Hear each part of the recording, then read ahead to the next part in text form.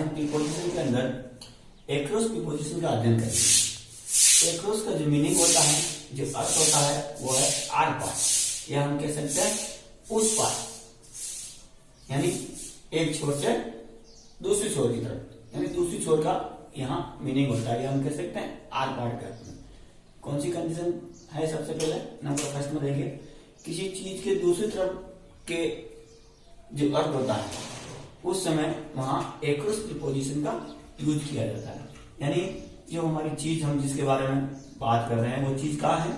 दूसरी तरफ, या हम कह सकते हैं इस छोर से उस छोर की तरफ। उस समय एक्रोस प्रीपोजिशन का प्रयोग किया जाता है या यूज किया जाता है। इसके कुछ एग्जाम्पल अभी हम देखेंगे।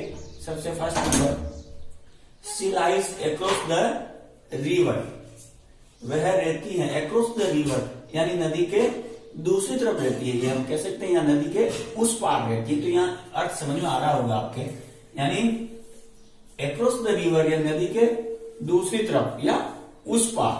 तो यहाँ पर एक्रोस प्रीपोजिशन का यूज किया जाता है, ऐसी कंडीशन बनती है। और यहाँ पर मीनिंग भी आपको समझ में आ रहा होगा, दिख रहा है कि वह नदी के दूसरी तरफ रहती है। तो ये दूसरी तरफ का अर्थ हो रहा है, जो ऊपर लिखा हुआ किसी चीज की दूसरी तरफ के लिए अगर कोई अर्थ होता है, उस समय हम किसका प्रयोग करेंगे?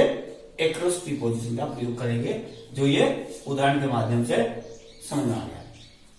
दूसरी कंडीशन लिखी हुई, एक तरफ से दूसरी तरफ के लिए, एक तरफ से दूसरी तरफ के लिए, यानी एक छोर से हम दूसरी छोर की चर्चा करते हैं, तो उस समय भी एक्रोस प्रीपोजिशन का यूज करते हैं। एग्जाम्पल आपके सामने, द बिल्ट ए ब्रिज, उन्होंने एक ब्रिज बनाया, एक्रोस ए रिवर, यानी एक नदी के दूसरी तरफ को क्या बनाया उन्होंने? एक ब्रिज बनाया। तो यहाँ अर्थ आपके समझ में आ रहा होगा, इसका हिंदी अनुवाद करना पड़ेगा। हिंदी अनुवाद के आधार पर पता चलता है कि एक जो ब्रिज है वो नदी के उस तरफ उन्होंने बनाया।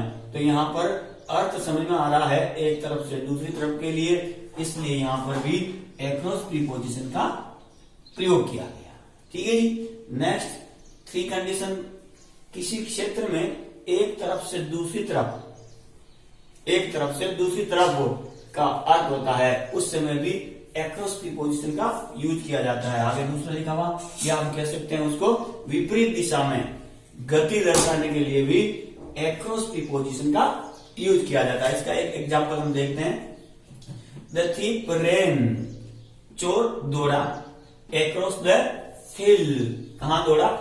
फील्ड की तरफ दौड़ा, यानी फील्ड की ओर कौन दौड़ा? चोर दौड़ा। यह क्या बता रहा है? यहाँ कुछ गति भी दर्शा रहा है, विपरीत दिशा में चोर दौड़ा, लेकिन दौड़ा कहां? एक्रोस द फील्ड, यानी खेत की तरफ। ठीक है जी, आपके समझ में आ गई, चोर यहाँ था और दौड़ा कहां?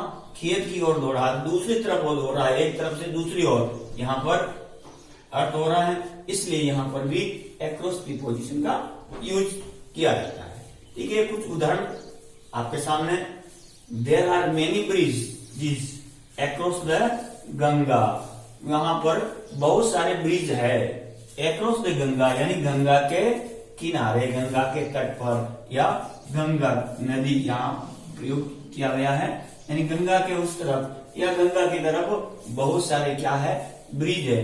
तो ये आपके समझ में आ रहा है, उस तरफ यानी आर पार या गंगा के आसपास, इस समय भी एक्रोस प्रीपोजिशन का प्रयोग किया गया।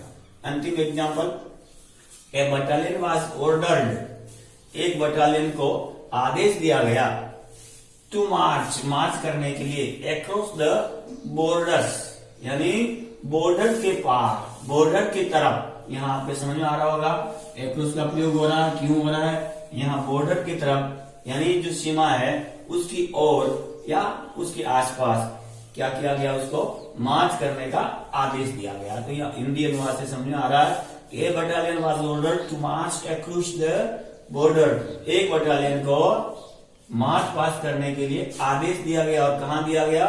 अक्रॉस द बॉर्डर, यानी बॉर्डर की तरफ, बॉर्डर के उस पार। तो यहाँ समझ में आ रहा होगा हिंदी अनुवाद से कि यहाँ पर एक्रोस का यूज करना, क्योंकि एक तरफ से दूसरी तरफ का अर्थ हो रहा है, उस पार इसका मीनिंग हो रहा है। इस तरह की कंडीशन में हम एक्रोस प्रीपोजिशन का यूज करेंगे। इसको आप नोटबुक में नोट करेंगे, वीडियो को शेयर भी करेंगे और नेक्स्ट वीडियो में हम अगले दूसरे प्रीपोजिशन का अध्ययन करेंगे। वंदे मातरम।